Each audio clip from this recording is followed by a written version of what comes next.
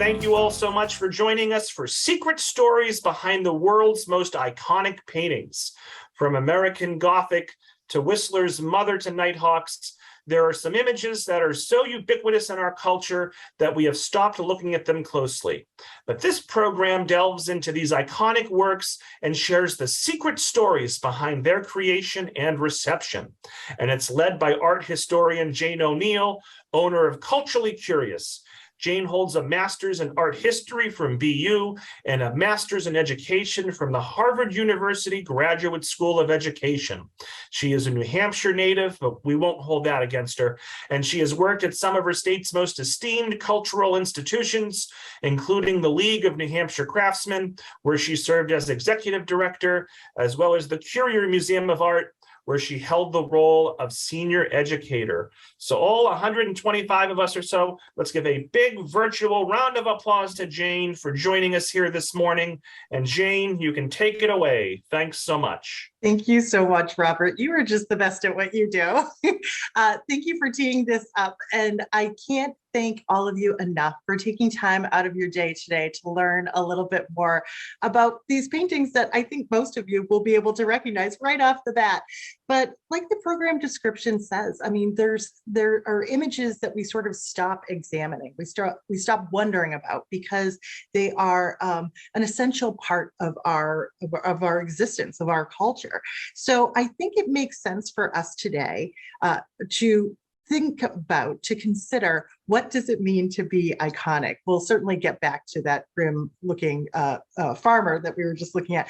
But being iconic, it doesn't just mean that you're an artwork that's parodied, even though we've got the Muppets over here doing American Gothic and the Simpsons doing Girl with Pearl Earring, but that could be a part of it, certainly. It means that you're widely recognized and well-established, like Coca-Cola is an iconic brand, but especially for our purposes today, iconic refers to something being acknowledged for being especially distinctive in terms of excellence. So these works that we'll be looking at are really cultural touchstones that help us make sense of other facts in our lives, other relationships in our lives.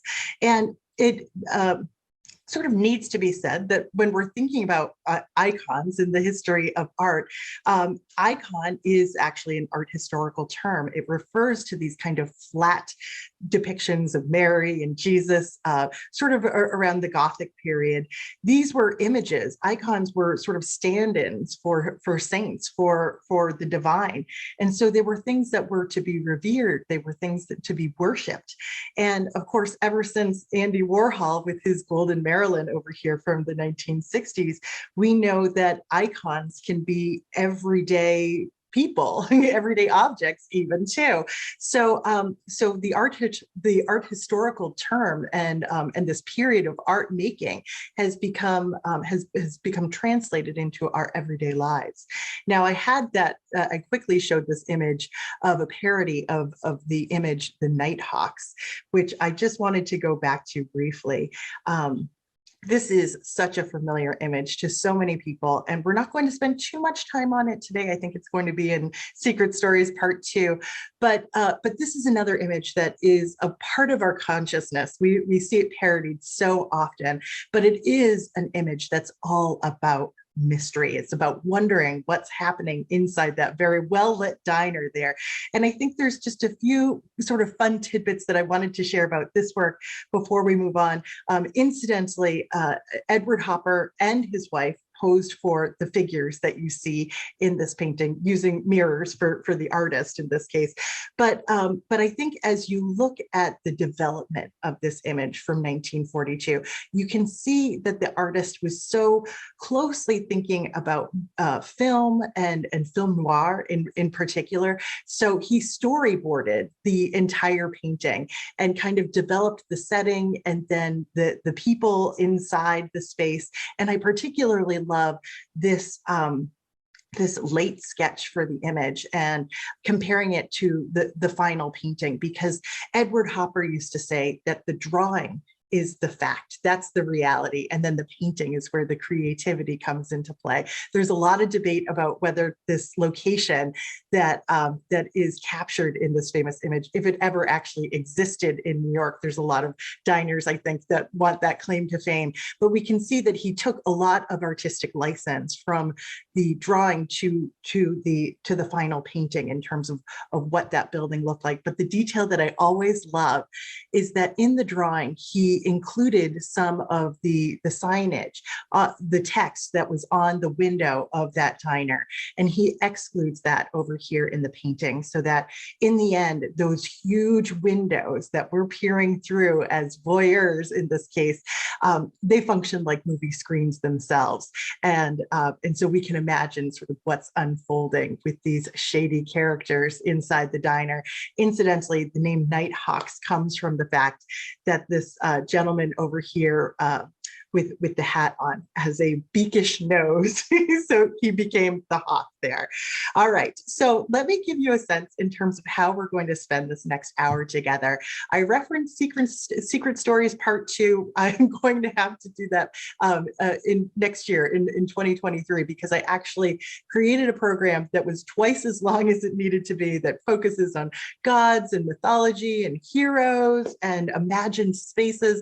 But for our purposes today, we will just be covering famous faces and figures and intriguing couples. And I think you'll find that it's a really fun, kind of satisfying exploration. And like I said, we'll be getting back to this farmer in just a moment. So let's get started with famous faces and figures. And of course, we're going to start off with the most famous face in the world, Leonardo da Vinci's Mona Lisa from 1503. This is at the Louvre Museum in Paris, France. So we know a lot about the Mona Lisa. We know that this is a portrait of a woman named Lisa Gherardini. It was painted when Da Vinci was 51 years old. And we know that he was using an innovative strategy when he was painting this particular work. It's part of the reason the world is so fascinated with it. He was using this kind of hazy, blurring shading technique in order to define the contours of her hands and her face. It's like a smudge. The Italians called it sfumato. And so this was really different from what came before it, where artists were just using like hard outlines. If you're going to draw a nose, draw the shape of the nose. Here, he's just suggesting that form through this very subtle shading. Now, we also know that the Mona Lisa became world famous because she was stolen back in 1911 from the Louvre Museum, returned 2 years later. And in recent years, she is sort of always in the news because various researchers, if they really want to make a splash in their respective fields, they do research that includes the Mona Lisa. And then everybody loves some sort of new take on her. So for example, I think there was a researcher in recent years who said that they closely examined the eyes of the Mona Lisa, and there was letters painted, almost microscopic letters painted in her eyes. I think that's been debunked since then. There was also a notion that there were originally columns flanking the Mona Lisa on either side. You can see these sort of bump outs here that sort of look like the base of columns. And so it's interesting to think, have the proportions of this image changed over time? And then, of course, you maybe heard that perhaps this was a self-portrait of the artist. Was this Leonardo da Vinci in drag? One researcher in particular tried to take this self-portrait of Da Vinci and sort of overlay it with the proportions, the dimensions of the Mona Lisa's face. And I don't really think it's a great match there. But we do know he was felt particularly connected to this image. He carried it with him, or kept it with him, for the next 17 or so years of his life.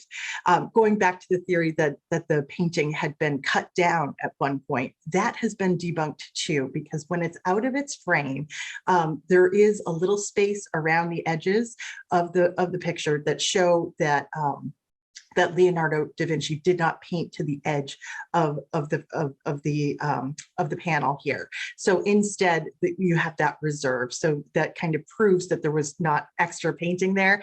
But in addition to that, the Mona Lisa has often been credited and cited with having these divine proportions. It is a perfect example of the golden ratio, or what they called in the Italian Renaissance, the divine ratio. And that essentially means that when you start with a rectangle, like the format of the painting itself, and you divide it into a perfect square and then a smaller rectangle, that smaller rectangle has the same aspect ratio of the original rectangle itself.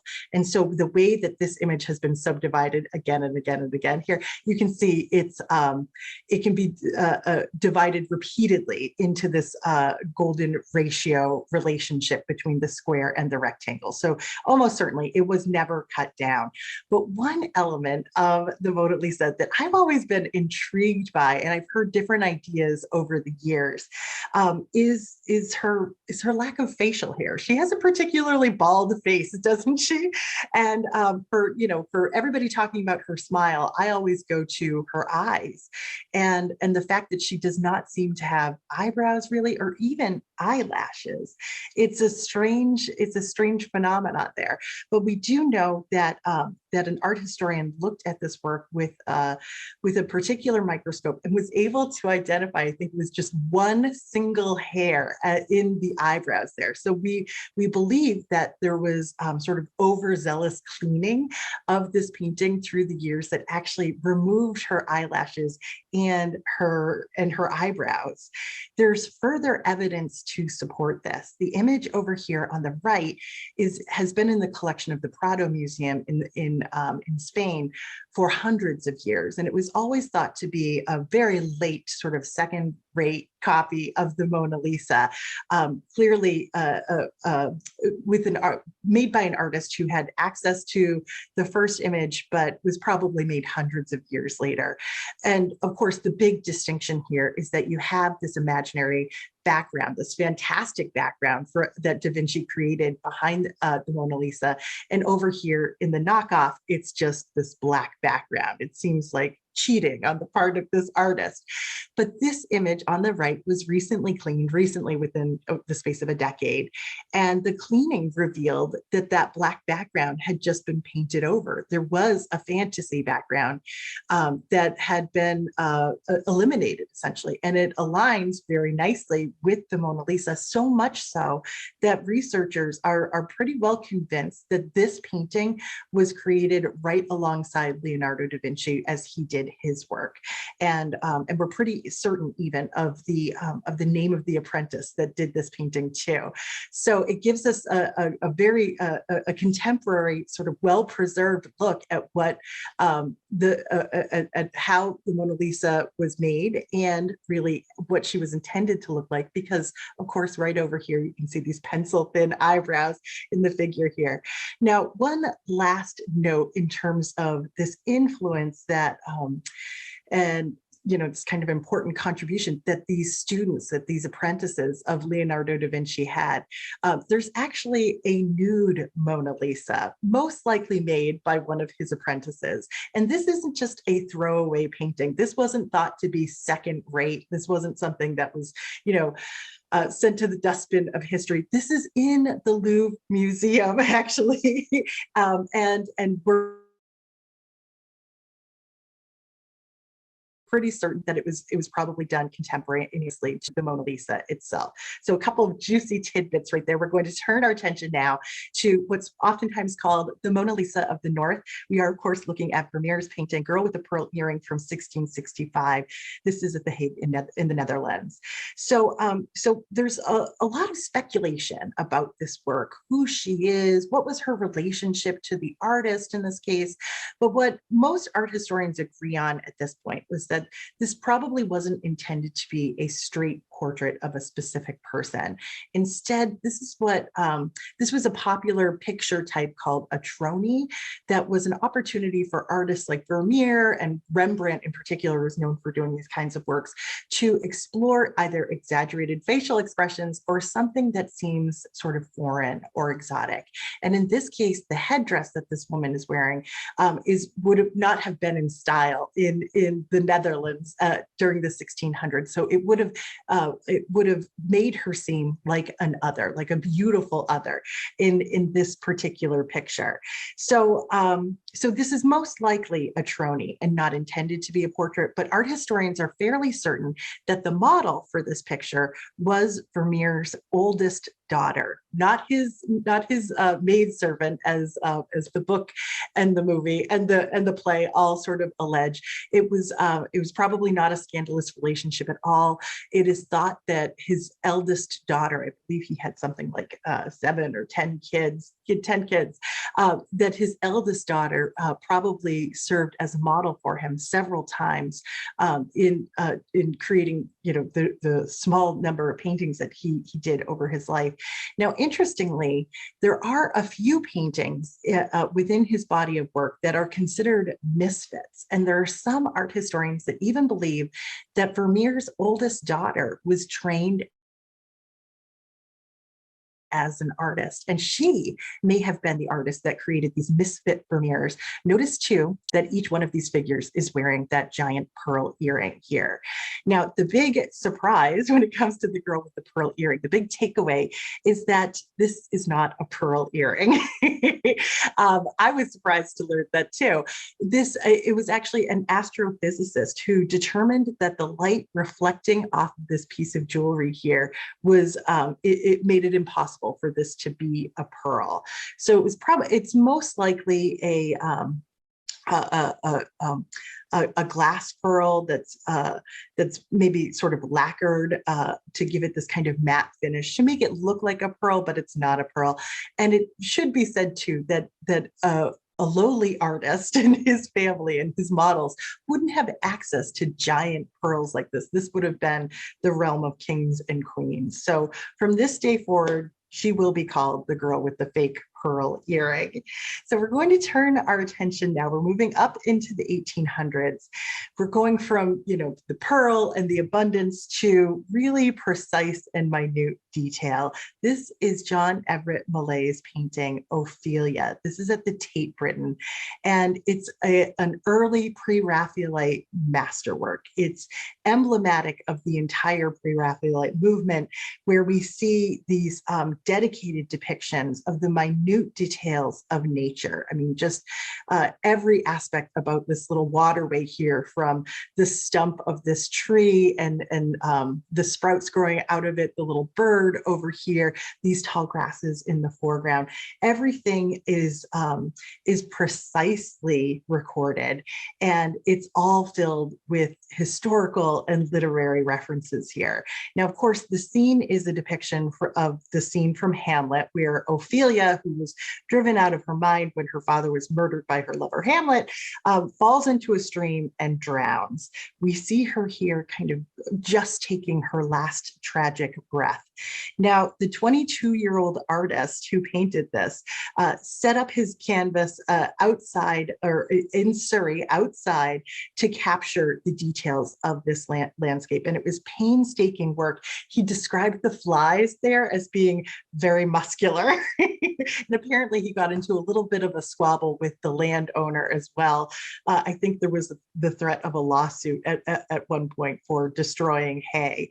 But the painting is maybe most famous for its very faithful depictions of flowers. Some of them were cited by Shakespeare in Hamlet, and some of them are just included for their symbolic value. So we don't even fully understand all of the symbolism, but it should be noted that all of the flowers that we see here do not bloom at the same time. So let's zoom in this magnificent detail of this painting, just to give you a sense in terms of the thoughtfulness that was included in how, in terms of which flowers were to be included in the painting. The roses near Ophelia's cheeks and dress, and some of the roses on the bank might allude to her brother's Laertes, calling her the Rose of May.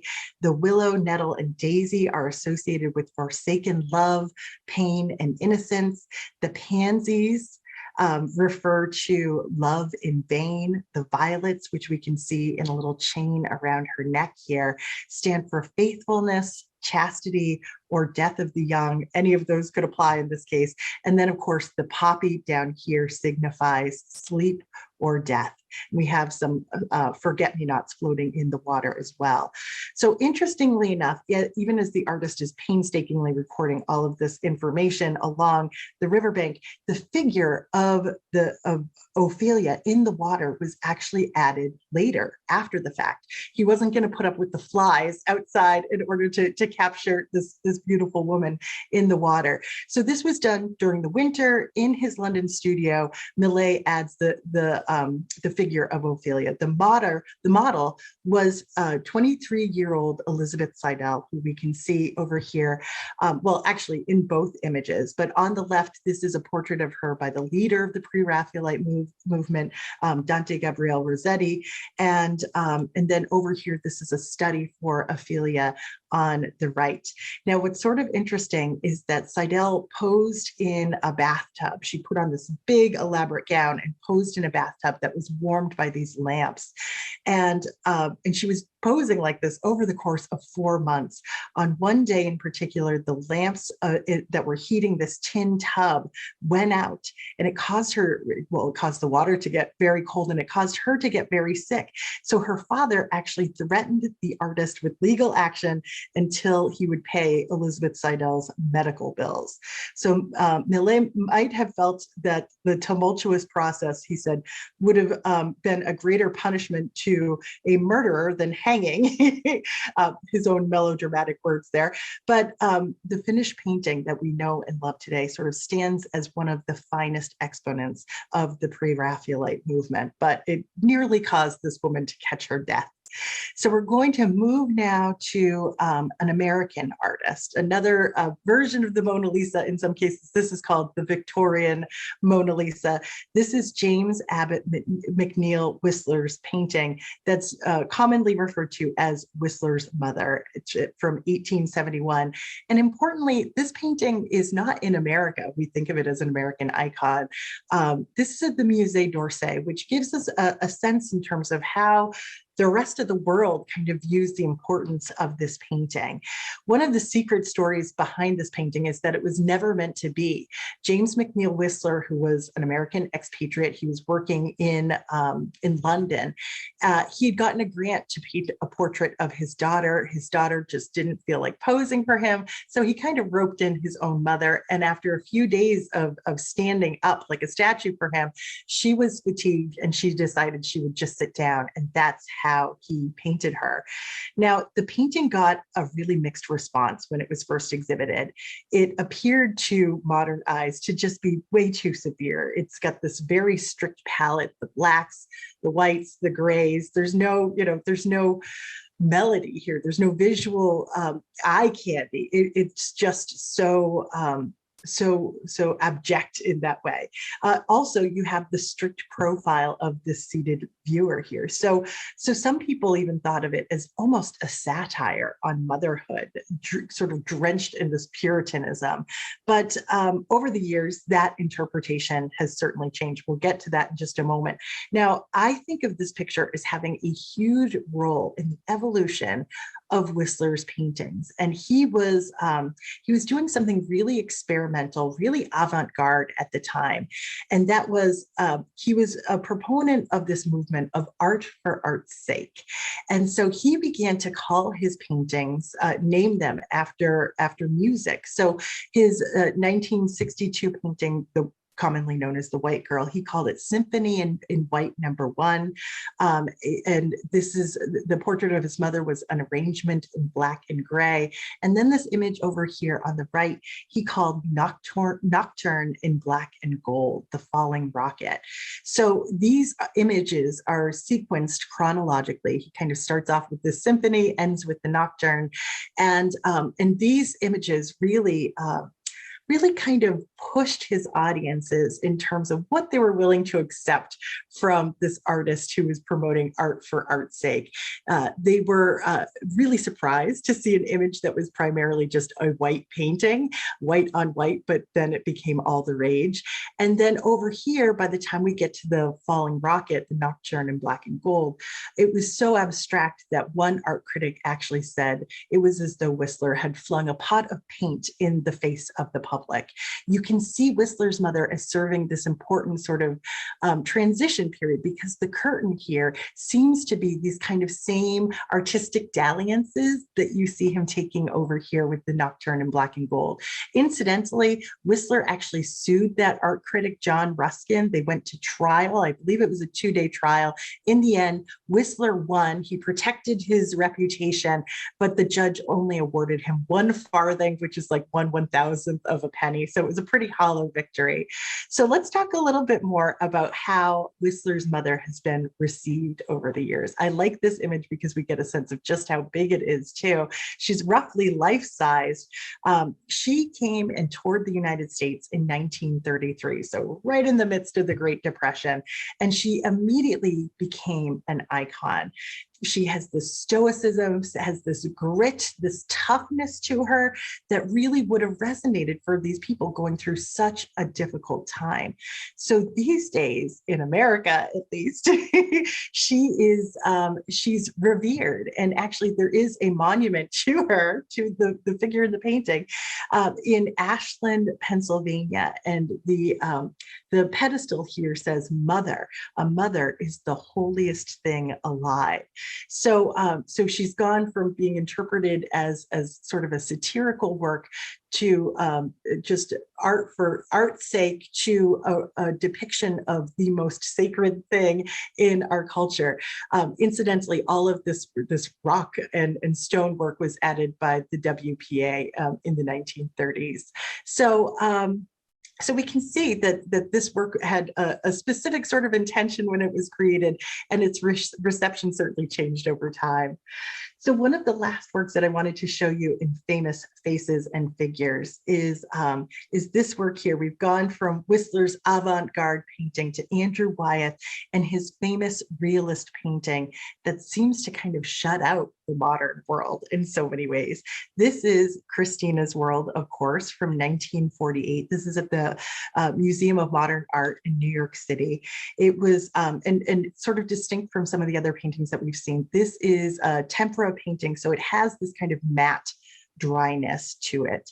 Now, Andrew Wyeth was only 31 years old when he painted this, and it was very positively received by at least the director of the Museum of Modern Art, who purchased it for $1,800. That's roughly the equivalent of like $15,000 today. Imagine being a 31-year-old artist and getting that payday. So as we look at this picture, I think it's one, like all these pictures, it's a part of our popular culture, but how do we really engage with it? I think we begin by thinking, why is she on the ground? Who or what is she looking at in the distance up here? There are these elements of mystery and intrigue that invite us to look a lot closer and to speculate. And because we see her from behind, we sort of project ourselves into her body and imagine, what would we be feeling and thinking if we were in this position? So at its core, Christina's World is a psychological landscape. We're forced to kind of reckon with what is going on in her life and in her mind. So I wanted to kind of quickly compare it to another iconic work that you might be familiar with. The counterpoint here is the romantic painting by the German artist David Caspar Friedrich. It's called Wanderer Above a Sea of Fog from 1818. Now, both of these pictures feature a figure from behind. One is vertically oriented with the male figure. He's surveying these kind of jagged rocks in this mist-covered, from this mist-covered mountaintop peak. And he's got this kind of classic confident pose here. The picture is dominated by these cool blues and grays. And we compare this with the horizontally oriented picture of Christina's world. She is lying prone on the ground. She's vulnerable. She is maybe in a state of paralysis at the bottom of this hill because her gaze is focused at this very specific destination up above, this kind of forlorn farmhouse in the distance. So this work is dominated by these kind of muted greens and golds, and of course the pink of her dress. So it's really interesting to think about how artists have conceived of, ways for us to project ourselves into these figures and the very different psychological experience of doing so with these images. Now, because Christina's World is a modern work, we have the benefit of knowing so much about Anna Christina Olsen. And that helps us to fill in a lot of the blanks in terms of our understanding of her paintings, or of her in the painting. Andrew Wyeth painted Anna Christina Olsen many, many times. He was introduced to her by his wife, Betsy. I should mention that this is a photograph of Wyeth. This is Olsen over here, and this is her brother. Here is another painting. I think it just preceded Christina's World. So he met her when he was, 31 years old, and he didn't immediately take to her. He was really taken by her farm.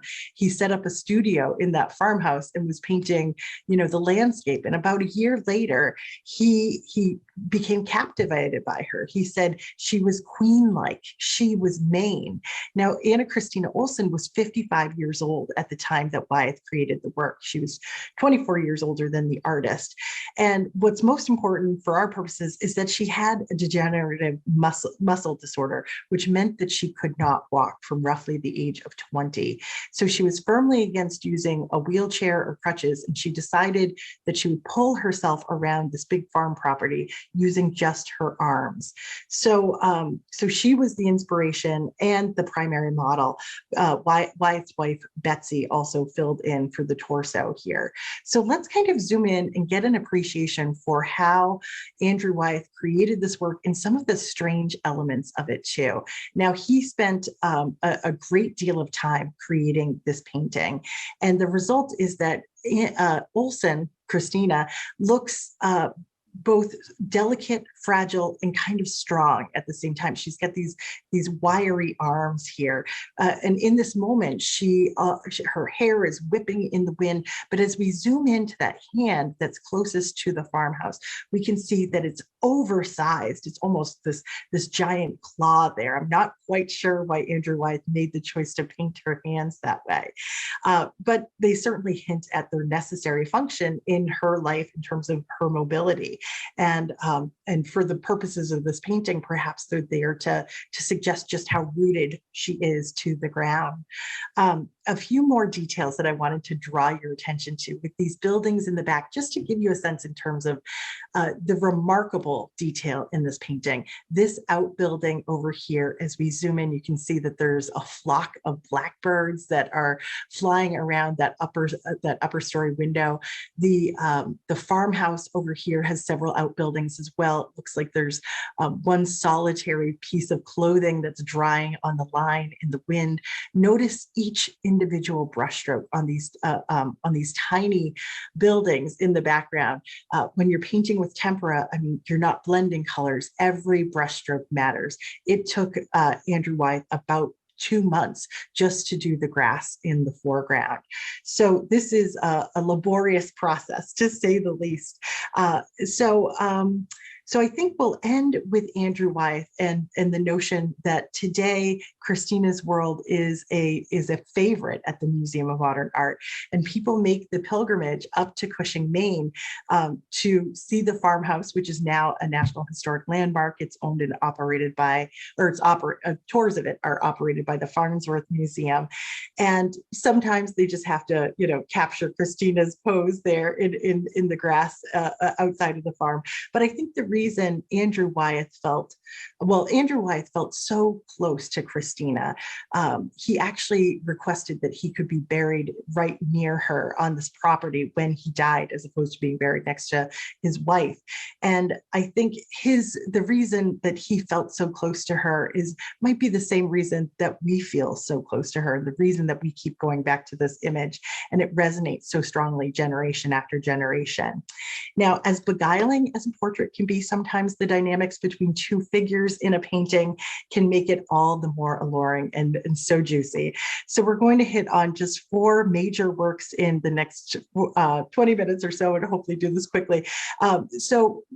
This first image is almost a painting that needs no introduction. When people start appropriating it during COVID, when they're bored, you've got an iconic work here. This is Jan van Eyck's double portrait, commonly known as the Arnolfini wedding portrait. But that title has come into question over the years because research has shown we don't quite know if this is a wedding taking place, if this is a posthumous portrait, or if this is like the finalization of a business deal. But we'll be talking about all of this.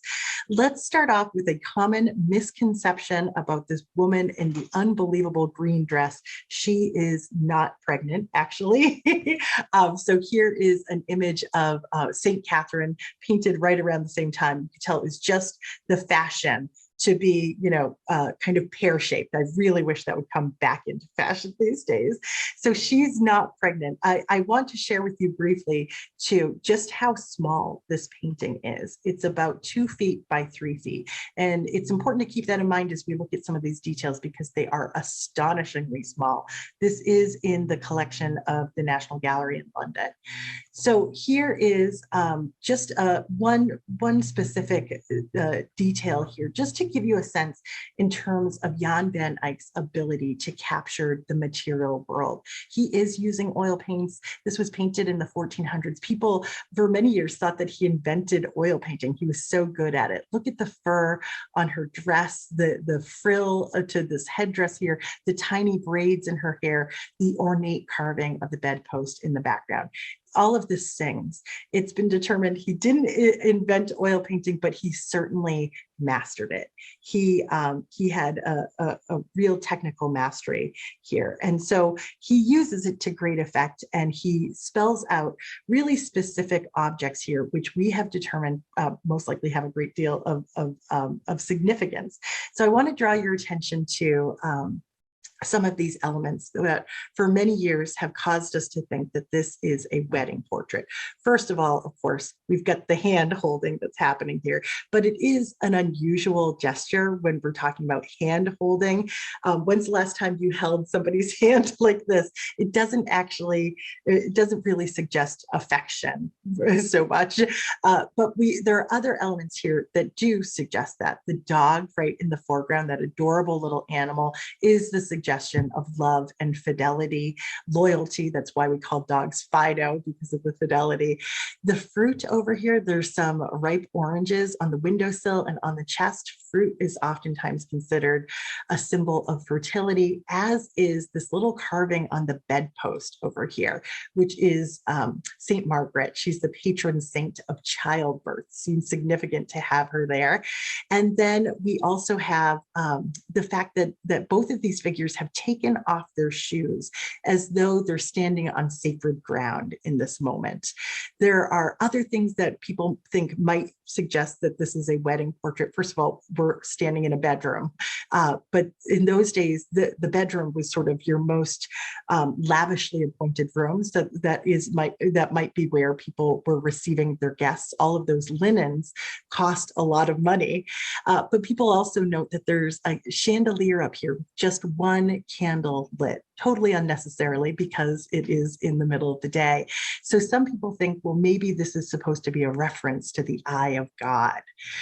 Another way that we think that God might be present for a wedding ceremony in this case is this mirror that's at the back, almost the center of the picture.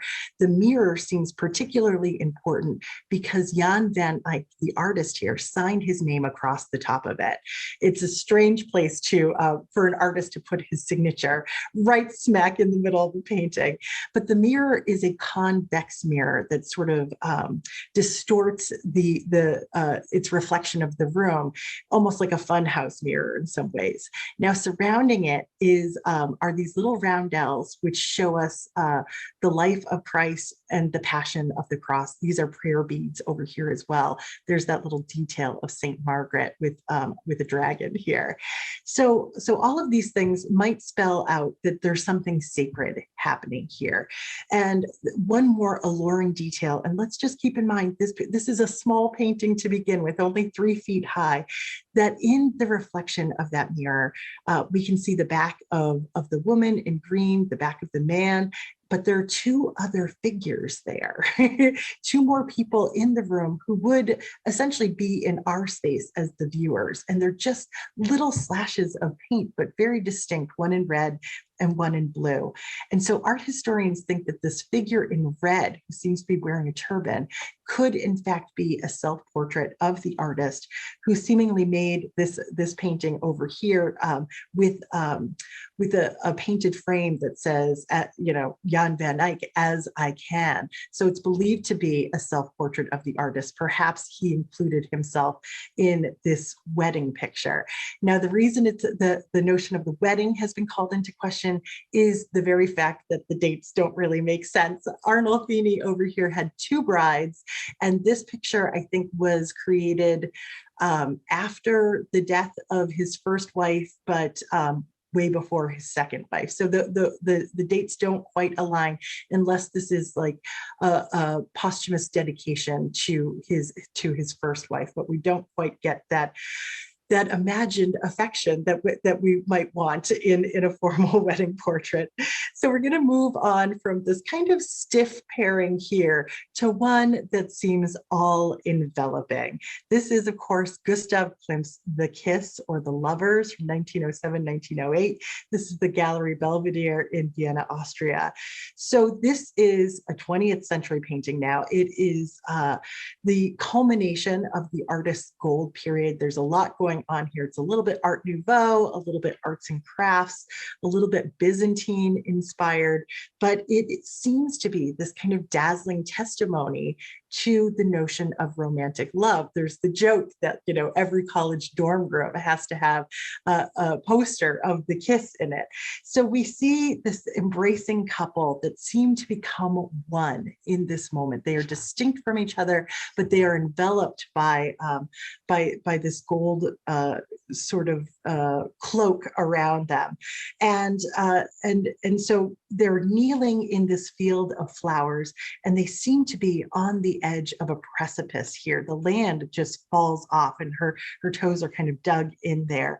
The background is painted gold leaf. All of the gold in this picture confers status. It tells us that everything in here is to be desired, is to be adored. It becomes an icon, just like Andy Warhol's Golden Marilyn. So there's a lot to kind of unpack when it comes to this particular image. So Gustav Klimt was in his mid-40s when he painted this work, and he already had established a reputation for painting a lot of naked flesh and a lot of sexual subjects. He was referred to as being pornographic by the very uptight Austrian Viennese society. So he was kind of rocking their world. And we can see in an early study for The Kiss that he imagined this couple fully embracing, while standing up on the edge of this precipice.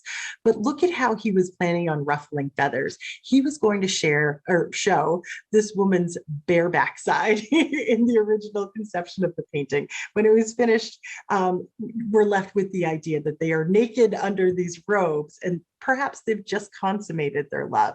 Notice that he is wearing a crown of laurels here, and that she has this crown of flowers. It seems to be something that's sort of religious or mythological or even ritualistic taking place. But this was considered to be overt eroticism, that she's sort of in the throes of passion, perhaps. And so that's why many people might have thought that it was, kind of borderline erotic. That said, it was immediately bought by the Viennese government, I think even before it was finished. So for most modern viewers, we focus on the romance of this. And the romance sort of falls apart upon closer inspection. Some art historians think that she's kind of craning her neck in this moment with her eyes closed, and it's an expression of sexual ecstasy. But she could also be interpreted as kind of pulling away from him. It almost seems as though this hand here is could be kind of pulling his hand away from her face. Her other arm is wrapped around his neck, but the hand doesn't lay flat. Instead, it almost seems like it could scratch his neck here. So it's a complicated pose. Not to say the least, is the fact that her head is resting on her shoulder that way. It's a really unnatural thing to do. Just try it at home right now. It doesn't feel normal. So what's going on here? And could we get a better understanding of this work by knowing who the models were? Were they people who were desperately in love? Well, art historians think that the model for the male figure here might have been the artist himself. And he had a really complicated relationship with women in general. He lived with his mother for as long as his mother was alive. But he took many lovers. He didn't necessarily have romantic relationships with them. I've read from one source that he actually fathered 14 children by 14 different women. Then he'd go home to his mother. So he had a complicated relationship with women. But it was said that he had his very best friend, essentially, was a woman that he had initially been infatuated with, and it sort of cooled down to a friendship. So people think that perhaps she was the model for the woman here, and she was like the woman he desired that he could never get. One last really fascinating interpretation or alternative interpretation of this work is that it's a depiction of the myth of Apollo and Daphne. That would come from Ovid's Metamorphosis, so sort of a classical myth here. And we're looking at a sculpture by the Baroque artist Berni depicting that myth. We're all kind of familiar with the idea of Apollo chasing this nymph Daphne, and when he captures her, she transforms into a laurel tree. But what we don't think of is that he does capture her and he does embrace and kiss her. And that could be the moment that Gustav Klimt captured over here. So as he's kissing Daphne, perhaps these are laurel branches that are like coming down, or roots that are rooting into the ground as she transforms into a tree over here. Here's the detail of those laurel branches here. Now, just to give you a sense in terms of the scale of this painting, this is another one that is roughly life-size. And generally speaking, this is an image that holds its own on the wall. I think a lot of people, they go to the Louvre, they find the Mona Lisa, and they're just kind of like, oh, so what? She's so small, she disappoints. Apparently, the kiss does not disappoint. And so that's probably a good reason why all of us should be booking a ticket to Vienna sometime soon.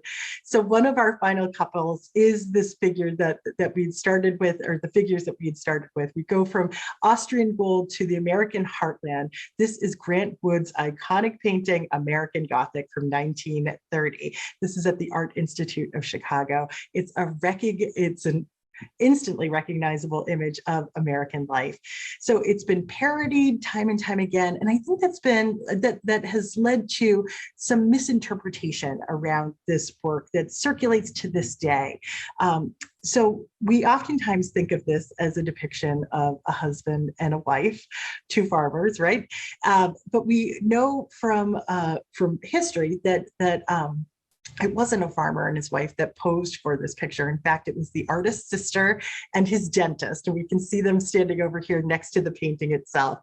And we'll talk a little bit about how this picture was received, but it was actually the artist's sister that began to circulate this idea that this isn't a husband and a wife, but rather a father and a daughter in this picture.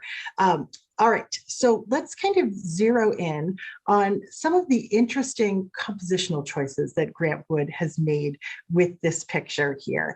It's not just an image of this forlorn looking couple, but it has some really fascinating qualities. You could almost think of this pitchfork as the third figure in the image, because that pitchfork form is replicated in the clothing, in the face, and in the architecture. This is Carpenter Gothic architecture in the home in the background. The home itself was the inspiration for the picture here. So we have this very detailed face of the farmer here. He is grim, sort of stone faced. He seems to be looking out almost directly at us. He kind of engages us. This is the most highly detailed portion of the picture. He's wearing these overalls, but he's also wearing a nice jacket over it. Then we have the figure of the woman. She's not looking at us. She doesn't really even seem to be looking at him. She seems to be concerned with something outside of our frame of view here. She's wearing almost like a colonial style apron with this rickrack on it, but the pattern here sort of echoes the pattern of the curtain in the window. Now, together they add up to this very kind of defensive, unwelcoming, skeptical pair. Now, there is actually an alternative mythological reading of this work as well.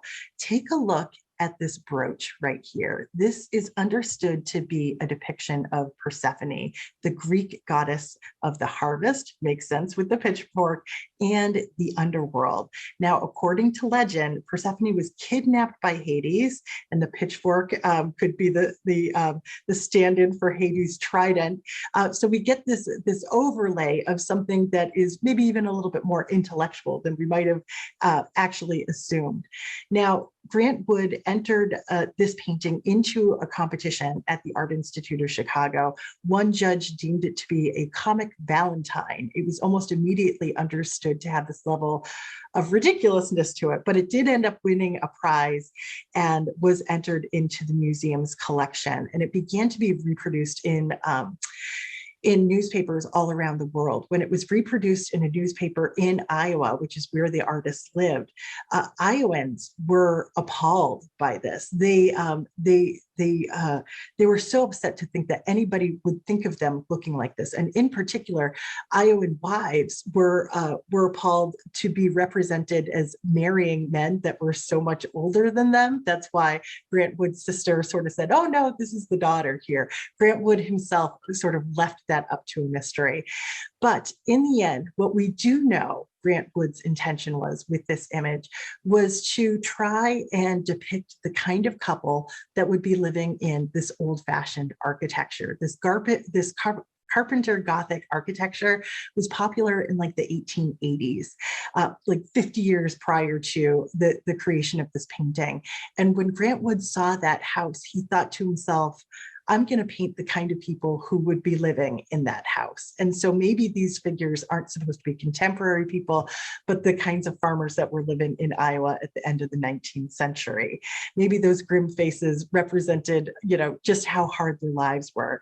But in the years since, this is sort of like a litmus test for American culture, depending on how you see it. Is this satirical? Is this a farce? Or are these hardworking, salt of the earth Americans? And this divide in American culture in terms of how we understand this began to happen almost immediately. In the 1930s, I think it sort of spoke to this notion of like nationalism and populism. These are hardworking individuals that can get through the Depression, but there's always been this rather elitist notion too, that these are people to be mocked or derided. So depending on where you are, you might interpret it a little bit differently. But I think in the end, the sort of shifting way we can understand this work is part of the reason why it has become this staple in American life. So in our last few moments, we'll wrap up with this look at our last famous couple. And in this case, our famous couple is Frida Kahlo. This is another pair struggling with really modernity in a lot of ways, and in this case, a modern marriage. So this is Frida Kahlo's painting, The Two Fridas from 1939, a double self-portrait. This is at the Museum of Modern Art in Mexico City.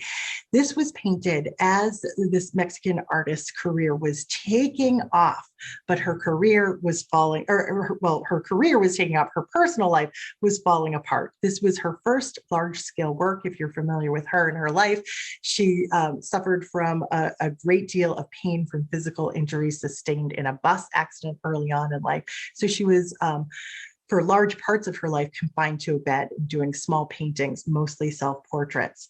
But this painting, 6 feet by 6 feet, was created the year that she and her husband, who she had a very passionate, tumultuous relationship with, were divorced. Her husband was also a painter. His career and reputation far exceeded hers during their lifetimes. He was an internationally celebrated muralist. Now, it has been argued that these two Fridas are how she saw herself at the beginning of the marriage and how she saw herself at the end. Some art historians say it's the Frida he loved and the Frida he didn't. But what has come up in the scholarship more recently too is that this is also about Frida's identity as a biracial woman. Her father was German, her mother was Mexican. So you can sort of think of this as the European version of Frida Kahlo and the Mexican version of Frida Kahlo. If you look very closely, there is a subtlety in terms of the skin tones too. This is like a Victorian European wedding gown, and this would be more like contemporary Mexican clothing. Now, of course, as we look at this picture, it is so important to talk about the fact that when we look at images of Frida Kahlo, she's got the facial hair. That's just a way that she kind of defied expectations of feminine beauty. She's always got her tight updo and this very stoic pose, looking right out at us. She was raised by a devoutly Catholic woman, and we think that some of that stoicism probably comes from images of saints that she grew up with. Now, I want to share with you a little bit more about Frida Kahlo and Diego Rivera's relationship, just to give us a sense of the impact it had in terms of creating this work of art. The pair had an open marriage, but like I said, they were intensely connected to each other, almost like teenagers in some way. Here we see them in the photograph on the left. On the right is sort of the double house that they commissioned. You can almost think of this as the architectural equivalent of the two Fridas, because they got to live separately, but they were connected by this little walkway here. This is Frida Kahlo's side, this is Diego Rivera's side. And to live separately like this meant that they could both take lovers outside of the marriage. In fact, Diego Rivera once asked his doctor for a note saying that it was physically impossible for him to be faithful. So this was something that continued on in their marriage, and it worked for them for quite some time until Diego Rivera had an affair with Frida Kahlo's sister. It was like a bridge too far, and they decided to get a divorce in 1939. So this is really like the emotional fallout from the divorce. Notice the stormy skies in the background, and notice how she's revealing this emotional pain by revealing the anatomy of her heart here.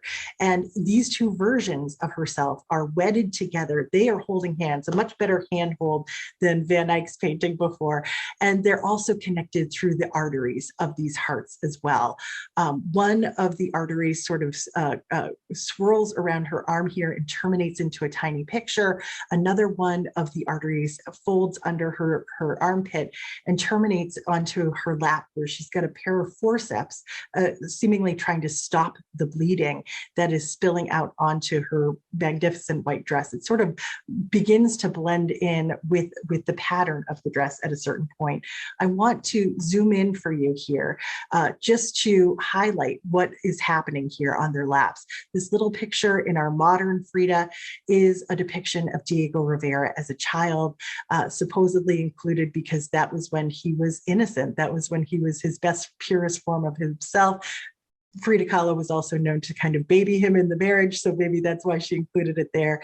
The bloody dress here could perhaps be a reference to the multiple pregnancies that she lost during their marriage too. So it's another reference to physical and bodily pain amidst the heartbreak that we see with the two Fridas here.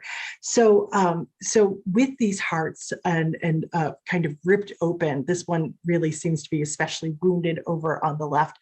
We get this notion of how she feels, how unloved she feels in this moment, and she's just kind of staring us down with this unflinching, powerful gaze. But this, to end on a happy note, things end well for Frida Kahlo, because just the following year, she and Diego Rivera would get back together, get remarried, and stay together until her death in 1954.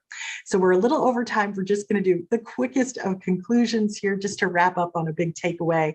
A little mystery goes a long way, doesn't it? We love these images that can be debated, that have no fixed reading to them, that can change as we change.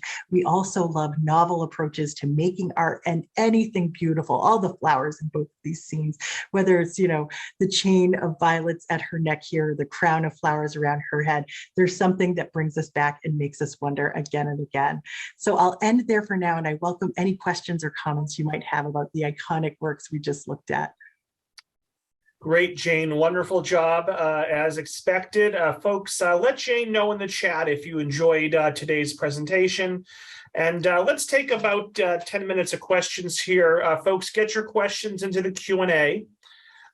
Karen says, regarding Van Eyck's double portrait, let's face it, the man on the left looks terrible. He doesn't look happy or well. I have my own theories as to why, but what is your opinion?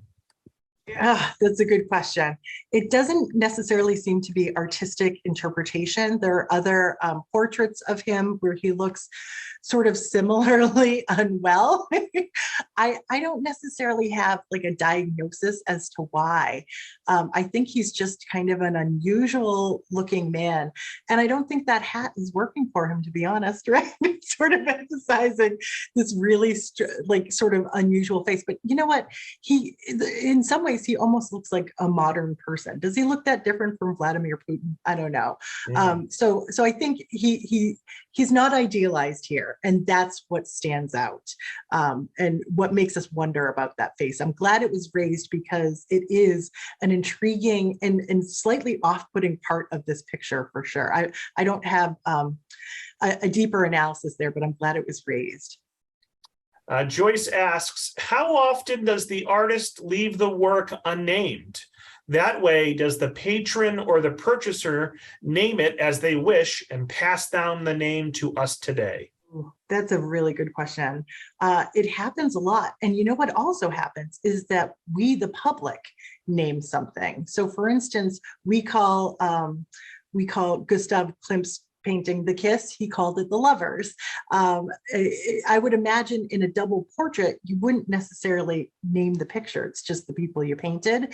But how we understand that painting is, obviously changed over the years. But that's an interesting issue too. Like, what is the name, and wouldn't that fixed name give us a really clear understanding of the picture? If only there were more documents for this one. It was just made so long ago. So DL asks, in Orphelia, the flowers are so precise, but the dress is not. Do you have any comment on this?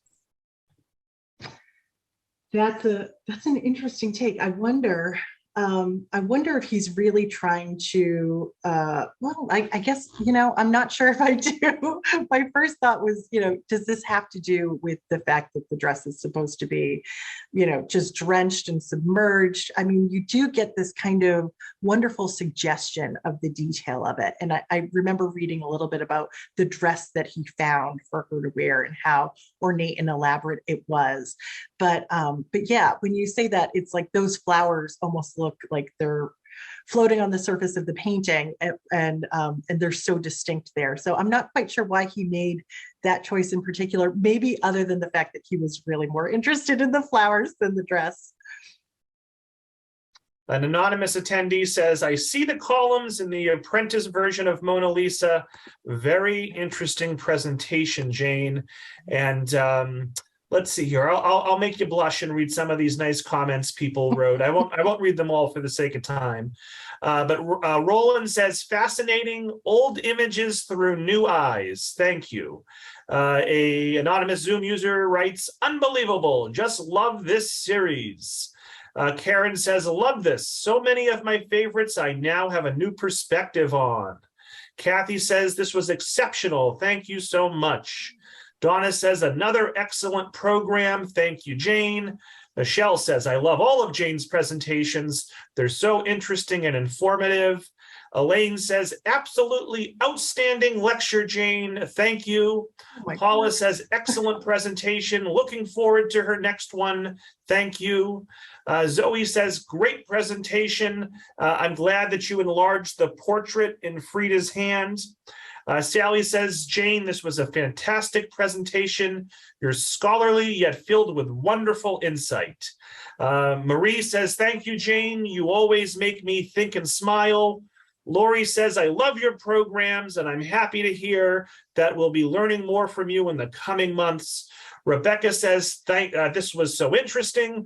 Thank you for dissecting these wonderful works of art so a novice can understand and see what the artist's intent was for its audience. Wonderful.